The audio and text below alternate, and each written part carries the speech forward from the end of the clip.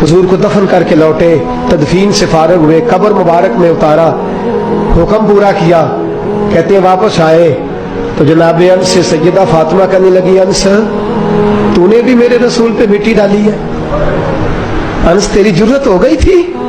फरमाते उस वक्त फातिमा का पहला आंसू गिरा और फिर 6 महीने हुजूर के बाद हयात रही, मैंने उसके आंसू गिरते देखे। लोग सो जाते, वो हुजूर के रोजे पे जाके बैठ जाती।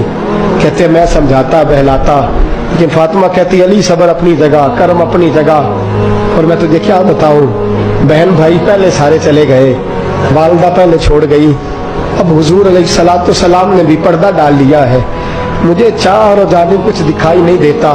कहते 6वां महीना था हुजूर के विसाल को।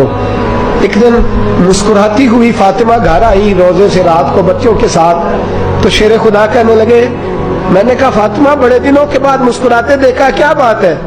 तो कहने लगी अली आज मेरी आंख लग गई थी, मुझे हुजूर ख्वाब में मिले हैं, तो मुझे हुजूर ने कहा है तू रोती क्यों है? तो मैंने कहा महबूबा मेरा दिल नहीं लगता। तो फरमाया बेटी तैयारी कर, तू मेरे पास आने वाली है। हजरत अली फरमाते बस फातिमा बीमार हुई, चंद दिन गुजरे तो मुझे बुलाया, तो कहने लगी अली वक्त जाने का आ गया है, ये अली के घर की है इज्जत, अली से सुनते, नबी के घर की है इज्जत, नबी से सुनते। वो जिसने मुअज़्ज़ज़ किया घराने को, हुसैन पाल के जिसने दिया जमाने को, जाने का वक्त आ गया है अली। पहली बात तो यह है कि हुजूर की नवासी जनाब उमामा से शादी कर लेना, वो हुजूर को बड़ी प्यारी है।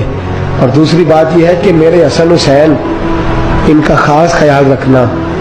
और तीसरे लफ्ज कहे तो हजरत अली तड़प के रोए, कहने लगी मैंने वक्त गुजारा है, आपकी हुकूक मेरी जिम्मेदारी थे, मैं इंसान थी भूल जाती थी, अगर मुझसे कहीं कोई कमी रह गई हो तो मुझे रज़ाए इलाही से दरगुजर करना, कहीं मैं हुजूर के सामने जाके शर्मिंदा ना हो जाऊं। शेर खुदा करम अल्लाह ताला वजहुल करीम फरमाते मैंने हाथ थामा और मैंने कहा फातिमा अली का बड़ा मर्तबा था, पर जो तेरी निस्बत से कमाल था वो तेरा ही था। तू कैसी बात करती है, तूने तो हद कर दी, शहजादी होके मेरे घर में खादिमों की तरह रही। हजरत फातिमा रज़ियल्लाहु ताला अन्हा का दूसरा हुक्म ये हुआ कि मुझे रात को दफनाया जाए।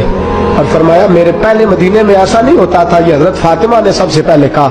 फरमाया मेरी चारपाई के साथ लगा के ना शाखें, चारपाई के साथ तो ऊपर लगा के उन्हें ऊपर से बांध देना और उन शाखों के ऊपर एक कपड़ा डालना, मेरे कफन पर भी किसी की नजर न पड़ जाए।